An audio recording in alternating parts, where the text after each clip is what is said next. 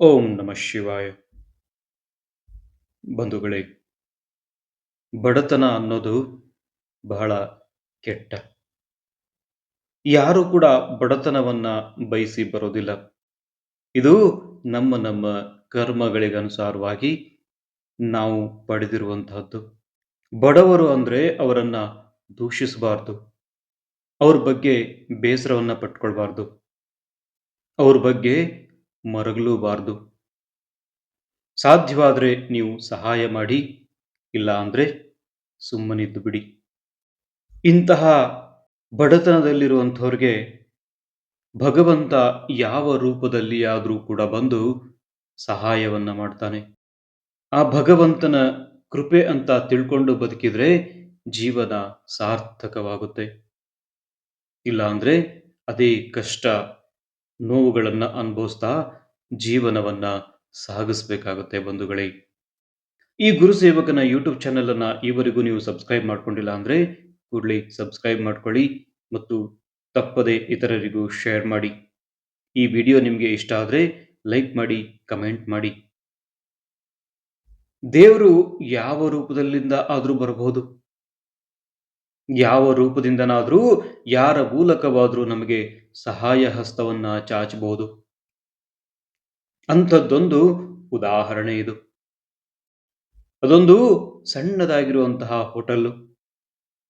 ಸುಮಾರು 10 ವರ್ಷದ ಹುಡುಗ ಕೈಯೊಳಗೆ ಒಂದು ಬಟ್ಲನ್ನ ಹಿಡಿದುಕೊಂಡು ಆ ಹೋಟೆಲ್ ಮಾಲೀಕನಿಗೆ ಕೇಳ್ತಾನೆ, ಅಣ್ಣ, 10 ಇಡ್ಲಿ ಕೊಡ್ಬೇಕಂತೆ. ಅಮ್ಮ ನಾಳೆ ಹಣ ಕೊಡ್ತೀನಿ ಅಂತ ಹೇಳಿದಾಳೆ ಅಂತ ಹೇಳ್ತಾನೆ.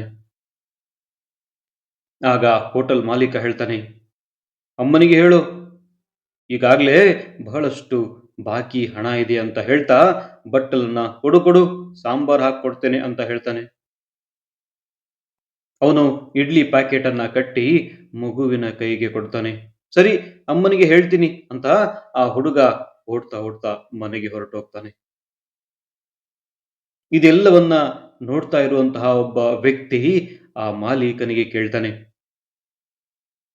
ಆ ಹುಡುಗನಿಂದ ಈಗಾಗ್ಲೇ ಬಾಕಿ ಇದೆ ಅಂತ ಹೇಳಿದ್ರಿ, ಮತ್ತೆ ಅವನ ಕೈಯಲ್ಲಿ ಇಡ್ಲಿ ಸಾಂಬಾರನ್ನ ಕೊಟ್ಟು ಕಳಿಸಿದ್ರಲ್ಲ, ಯಾಕೆ ಅಂತ ಪ್ರಶ್ನೆಯನ್ನ ಮಾಡ್ತಾನೆ.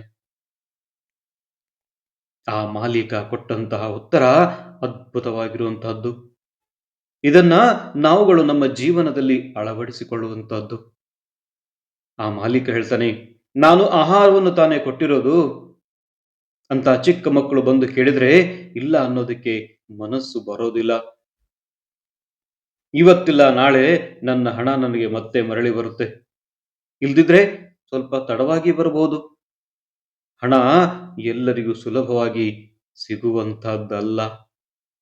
ಮಗುವಿಗೆ ಹಸಿವಾಗಿರಬಹುದು, ಅದಕ್ಕೆ ಅವರ ತಾಯಿ ನನ್ನಲ್ಲಿಗೆ ಕಳಿಸಿಕೊಟ್ಟಿರುವಳು. ನಾನು ಕೊಡ್ತೇನೆ ಅನ್ನುವಂತಹ ನಂಬಿಕೆಯಿಂದ ಆ ತಾಯಿ ನನ್ನ ಕಡೆಗೆ ಕಳಿಸಿಕೊಟ್ಟಿರುವಂತಹದ್ದು. ನಾನು ಆ ನಂಬಿಕೆಯನ್ನ ಉಳಿಸ್ಕೊಳ್ಬೇಕು, ಹುಸಿ ಮಾಡಬಾರ್ದು. ಇದು ನನ್ನ ಕಷ್ಟಪಟ್ಟ ದುಡಿದ ಹಣ. ಹೇಗಿದ್ರೂ ಅದು ನನಗೆ ಬಂದೇ ಬರುತ್ತೆ. ನಾನು ಮೋಸ ಹೋಗಿಲ್ಲ. ಆದ್ರೆ ಈಗ ಸದ್ಯ ಅವರ ಹಸಿವು ನೀಗುವುದು ಮುಖ್ಯ ಅಂತ ಅನಿಸ್ತು.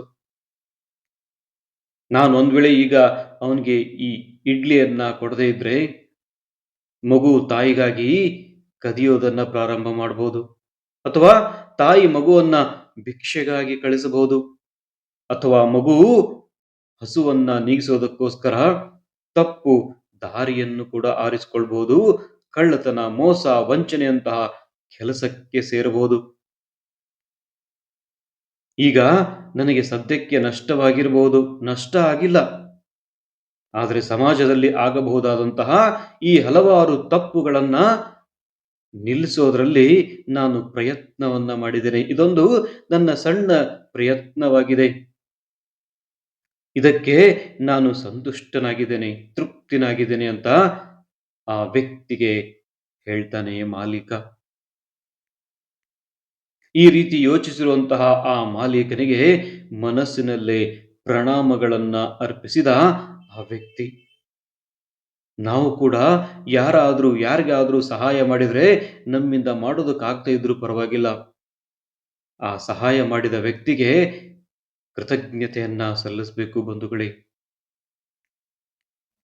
ದೇವರು ಇಲ್ಲ ಅಂತ ಯಾರು ಹೇಳ್ತಾರೆ?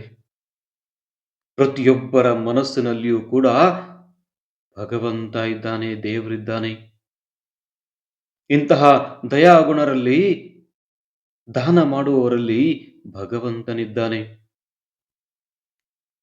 ಯಾರಾದರೂ ನಮ್ಮನ್ನು ಹುಡುಕಿಕೊಂಡು ಬಂದ್ರೆ ಖಂಡಿತ ಕೊಡ್ತೇವೆ ಎಂಬ ನಂಬಿಕೆಯಿಂದ ಬರ್ತಾರೆ ಹೊರತು ಯಾವುದೋ ದುರಾಸೆಯಿಂದ ಬರೋದಿಲ್ಲ.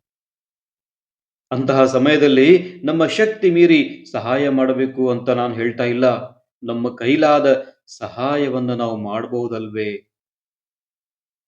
ನಮ್ಮಲ್ಲಿರೋದ್ರಲ್ಲಿಯೇ ಸ್ವಲ್ಪವನ್ನಾದರೂ ನಾವು ಇನ್ನೊಬ್ಬರಿಗೆ ಕೊಡಬಹುದಲ್ವೇ? ಯೋಚಿಸಿ ಬಂಧುಗಳೇ. ಸಾಧ್ಯವಾದರೆ ಯಾರಿಗಾದ್ರೂ ಕಷ್ಟದಲ್ಲಿದ್ದವ್ರಿಗೆ ನಿಮ್ಮ ಕೈಲಾದಷ್ಟು ಸಹಾಯವನ್ನ ಮಾಡಿ. ನಿಮ್ಮ ಸಹಾಯ ಹಸ್ತವನ್ನ ಚಾಚಿ.